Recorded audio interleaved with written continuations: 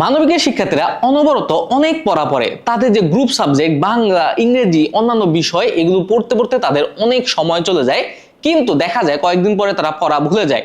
এটার কারণ কি? এটার কারণ হচ্ছে তারা রিভিশন দেয় না। আজকে এই ভিডিওতে আমরা রিভিশনের একটা দারুণ মেথড নিয়ে আলোচনা করব, যেটা সারা পৃথিবী জুড়ে খুবই প্রুভেন, আর এটা একটা সাইন্টিফিক মেথড।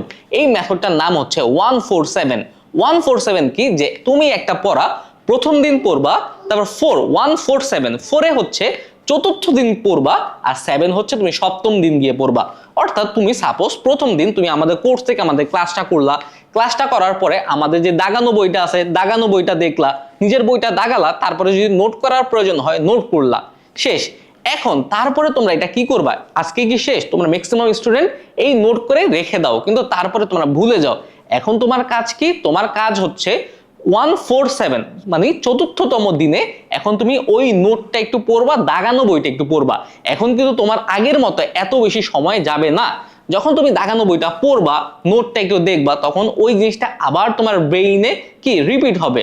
রিপিট হওয়ার পরে যখন তুমি আবার সপ্তম দিন গিয়ে আবার হচ্ছে এটা রিপিট করবা, প্রথম দিন যদি তোমার 1 ঘন্টা লাগে, দ্বিতীয় দিন চতুর্থ দিন গিয়ে তোমার সময় লাগবে হচ্ছে সেইটা 30 মিনিট, আর সপ্তম দিন গিয়ে সেটা সময় লাগবে 15 মিনিট। ট্রাস্ট মি ভাইয়া, এই টেকনিকটা তুমি ফলো করো। আমি যখন নটরডেম কলেজে ছিলাম, আমার টিচার বারবার হচ্ছে এই কথাটা বলতো।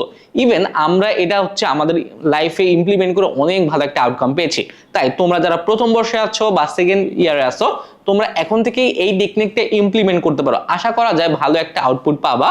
আর এই আউটপুটটা তোমার মানবিক স্টুডেন্টের জন্য খুব বেশি জরুরি, কারণ হচ্ছে আমাদের পড়ালেখার প্রবণতা কম, আমাদের থিওরিটিক্যাল পড়া অনেক বেশি। তাই এই সব বিষয় আমাদের মাথায় থাকাটা খুব বেশি ইম্পর্টেন্ট। কারণ হচ্ছে আমরা একটা জিনিস যদি ভুলে যাই, নতুন করে আমরা এটার কি ব্যাকআপ করার সময়টা থাকে না। তাই এখন থেকে আমরা 147 অর্থাৎ প্রথম দিন, চতুর্থ দিন এবং সপ্তম দিন এই টেকনিকটা ব্যবহার করে রিভিশন দিব, লেখাপড়া করব।